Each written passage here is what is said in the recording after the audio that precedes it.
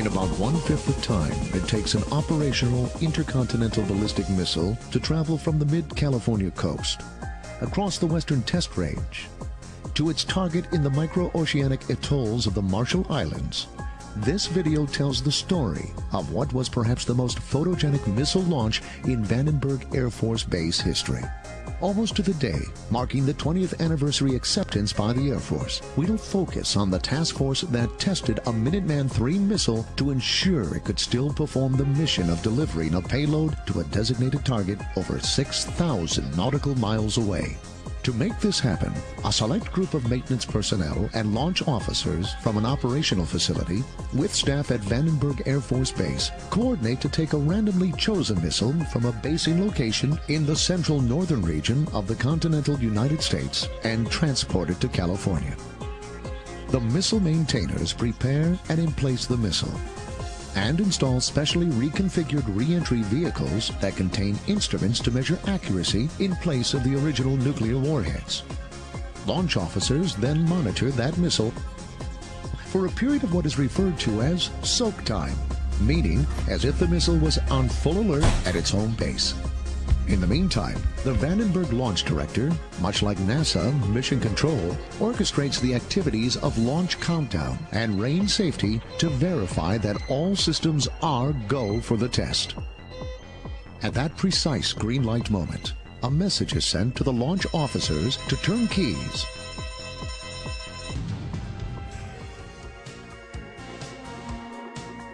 On its journey, the missile uses stages to shed excess weight and accelerate the payload to high velocities.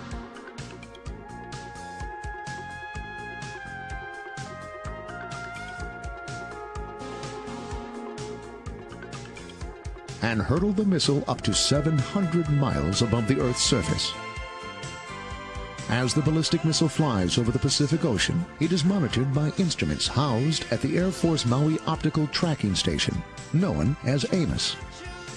Here on the lush and verdant tropical paradise of the Hawaiian island of Maui, on the crest of a dormant volcano called Mount Haleakala at an elevation exceeding 10,000 feet above sea level, telescopes and other pinpointing instrumentation follow the flight progress toward the Southwest Pacific. And the missile guidance system steers it toward an intricate geographical feature of islets and islands that comprise the rim of an ancient volcano called the Kwajalein Atoll. In a compact of free association between the U.S. Army and the Republic of the Marshall Islands, Kwajalein operates with equipment and people congregated between two islets, Roinamore and Kwajalein. The Marshallese, who work amongst the military personnel, live on the islet of Ebi and take a short ferry or canoe commute to the other islets. However, the Micronesia region wasn't always so hospitable to the American military. During World War II, the Japanese occupied Kwajalein, and the German Navy also used the northern tip of Roinamore as a supply depot.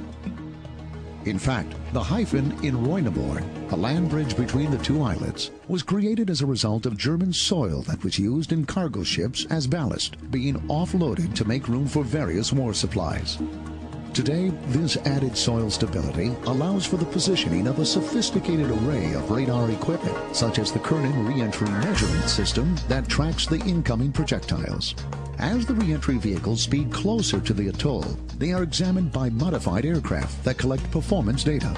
Two Navy P-3 Orion Bloodhounds, flying in a parallel track at approximately 35,000 feet, visually catalog the streaking projectiles that pass between them and relay information back to numerous sites in the test range.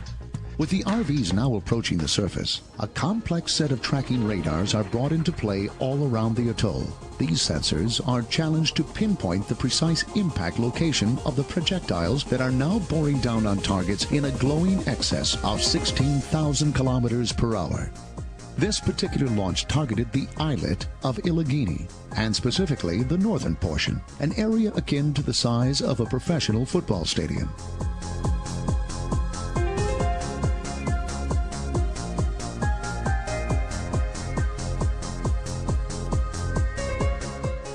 As one glowing RV strikes Iligini, note the building in the background and the H of the helicopter pad in the foreground as target zone brackets. As the second one arrives, note the pieces of pulverized shoreline that land on the helicopter pad. Those pieces will be collected and analyzed as well as any material that falls into the lagoon. The Kwajalein Clean Lagoon Policy also directs that the basin of the atoll be returned to pristine state after each launch.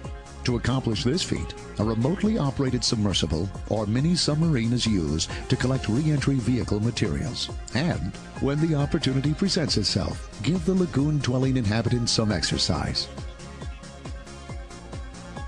Finally, in ritual tribute to the hard work of the launch task force and to the accuracy of the technology tested, the team will assemble at a local watering hole, and the requisite yards that the RV strayed from the bullseye will be consumed by members of the team, as demonstrated here by the launch director, Randy Eady, who at the precise green light moment tips his yard glass and launches the ceremony.